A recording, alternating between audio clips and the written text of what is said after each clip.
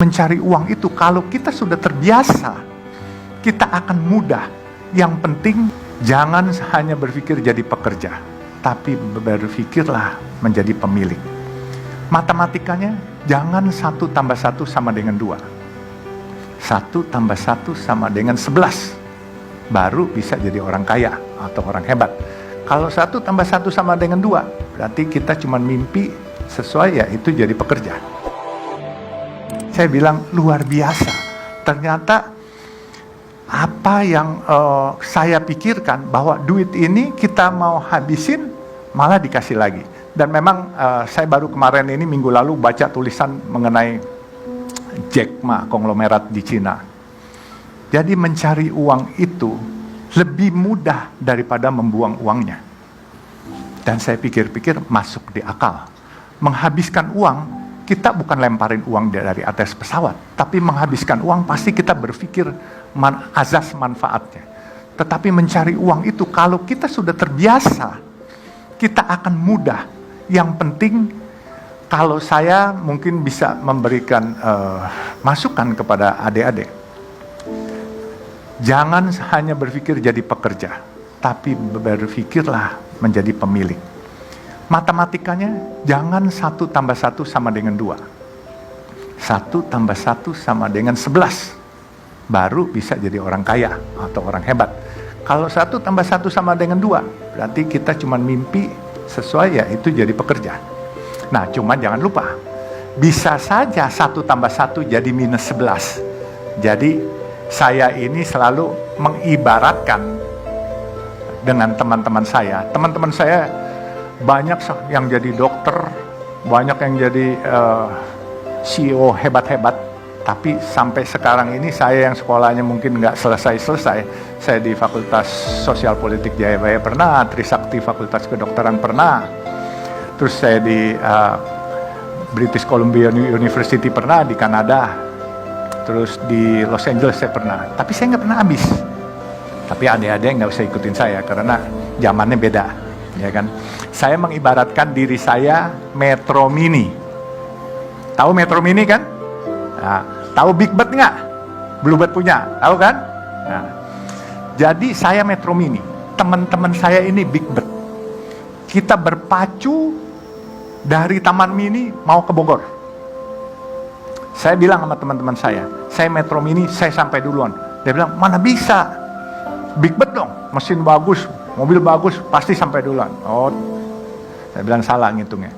Kalau Big Bird karena mobilnya bagus, mau nyalip kalian lihat dulu kiri kanan. Kalau saya nggak perlu lihat kiri kanan, sudah sampai di Bogor saya baru lihat kiri kanan. Bumper saya ada lecetnya. Kalau ada lecet berarti ada yang kena. Kalau nggak ada yang lecet saya udah sampai duluan. Nah itu. Jadi saya ini Metro Mini. Saya ini anak hutan yang datang ke Samarinda jadi anak kampung. Dari anak kampung saya merantau ke Jakarta. Saya alhamdulillah jadi anak kota. Dan kebenaran saya tidak mimpi juga saya akan jadi salah satu pemilik jalan tol swasta di Indonesia ini, ya. Ini semua gerak Allah, bukan kepintaran saya. Saya baru membriefing anak-anak saya. Putra saya ini Faisal masih bujangan nih, umur 30, dan ya, saya bilang, kalau memang nggak mau, saya jual. Saya bilang, Faisal ini berdiri dong, Faisal. Ya, berdiri dulu. Jadi dia malu-malu dia. Saya baru briefing dia minggu lalu, sebelum saya ke Azerbaijan mendampingi Pak Mensos. Saya kebenaran, alhamdulillah Bu, saya diangkat staf khusus Mensos, jadi eselon 1 Bu. Itu. Jadi gara-gara pedagang nasi kuning ini, padahal punya usaha gede-gede, jadi komisaris di sana-sini enggak. Jadi dapat bela negara, penghargaan piagam bela negara, dan jadi staf khusus Mensos. Bahkan Jumat minggu lalu ya, which is tanggal 21, saya dipanggil seseorang yang cukup berkompeten, ditawarkan jadi duta besar. Saya bilang, maaf saya nggak kepengen jadi duta besar. Kenapa? Saya bilang nggak mau saya nggak bisa pakai dasi, saya suka kecekek kalau pakai dasi. Dan saya punya baju juga nggak pernah bisa pakai baju rapi. Baju saya apa adanya, dan saya pakai celana juga celana jeans. Jadi saya kalau jadi duta besar, saya high profile. Saya nggak mau, saya mau berinteraksi dengan saudara-saudara kita yang termarginalkan. Gitu. Jadi saya sempat tolak, ya beliau menyesal tapi dia bilang, coba ya nanti Oktober depan nanti kalau memang ini bisa bantu-bantu kegiatan sosial yang lain. Saya bilang siap Pak.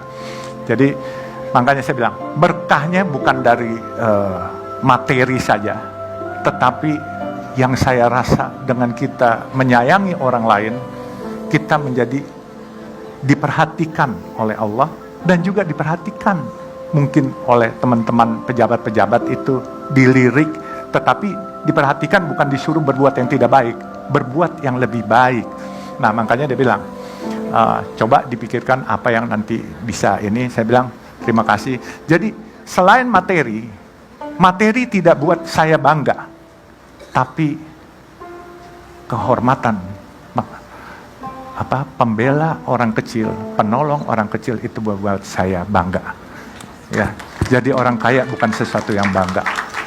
Kalau kamu kaya, kamu tidak bermanfaat buat orang lain, lebih baik mungkin nggak usah kaya lah, gitu.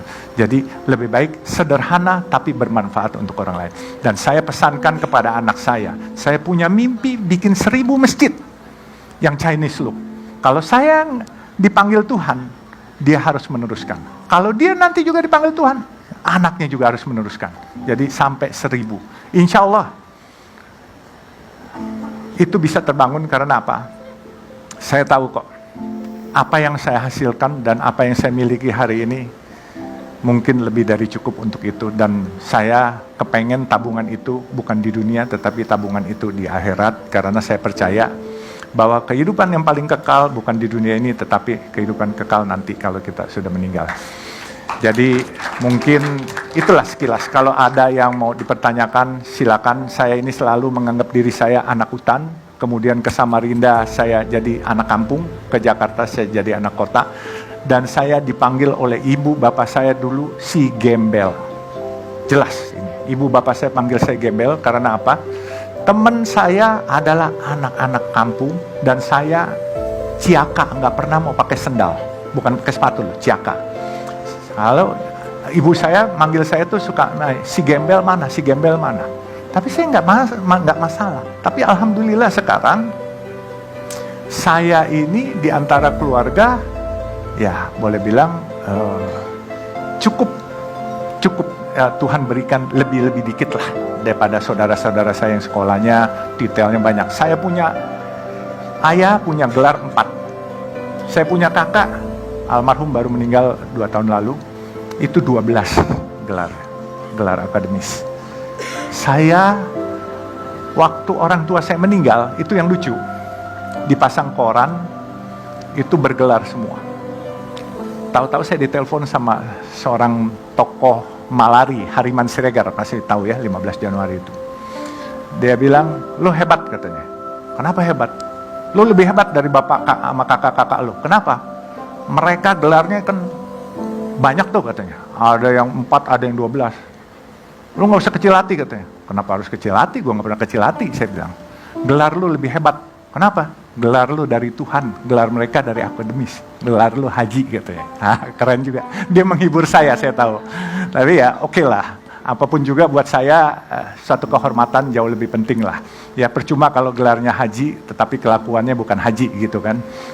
Nah, jadi makanya sekali lagi saya bilang, semua ini adanya saya hari ini karena ditolong orang dan ditolong Allah. Semua gerak Allah.